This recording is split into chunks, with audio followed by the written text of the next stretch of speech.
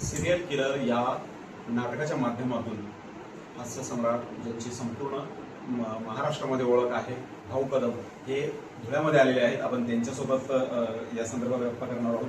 भाऊ काय सांगाल की आज जे आपलं जे नाटक आहे सिरियल किलर त्या माध्यमातून आपण आत्ताच्या सध्याच्या जे प्रत्येक घराघरामध्ये जी कंडिशन चालू आहे आता सर्व लेडीज सिरियलमुळे कशा पद्धतीने वेळ काढलेला आहे हा सर्व प्रकार तुम्ही नाटकाच्या माध्यमातून मांडलाय. काय एकंदरीत आपली भावना? नाही, खरंच हा विषय नवीन होता आणि जो माणसांच्या हृदयातला होता पण व्यक्त होता येत नव्हतं.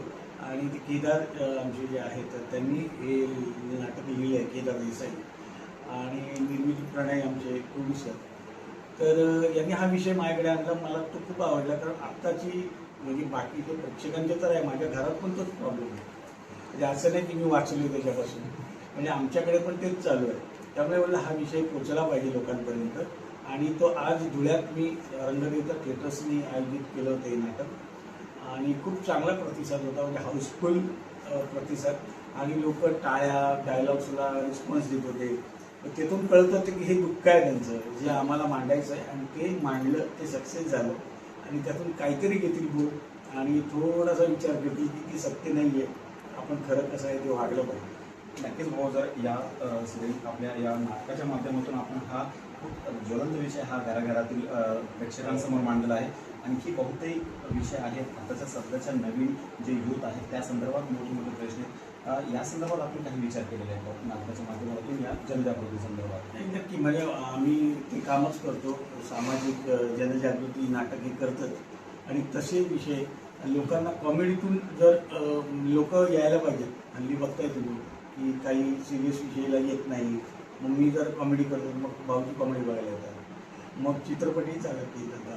तर तो विषय पोचवायचा असेल तर कॉमेडीतून जर पोचवता आला आणि त्याला कुठे आडकाठी आली नाही तर तो नक्की कोणी सादर करेल. म्हणजे मी तसं नाही, पण जेवढे आहेत ते विनोदातून मांडले तर लोक बघतील आणि ॲक्सेप्ट करतील असं मला.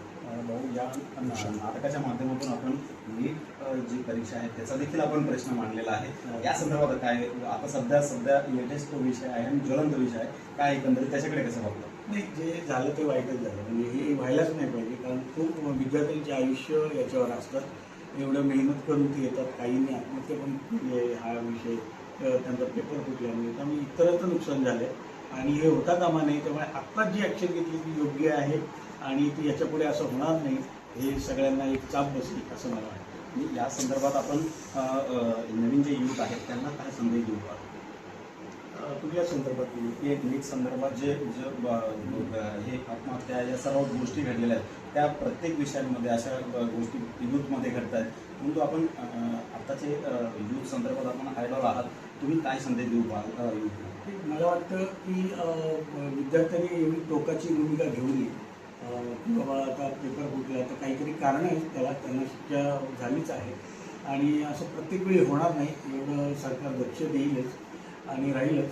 आणि म्हणून तर त्यांनी असा विचार करतो की त्याची रीटेस्ट झाली तर नक्की त्यांनी द्यावी आणि होईलसुद्धा. म्हणजे असं परत होणार नाही याची पहिले दक्षता घेऊ आपण, हे महत्त्वाचं आहे.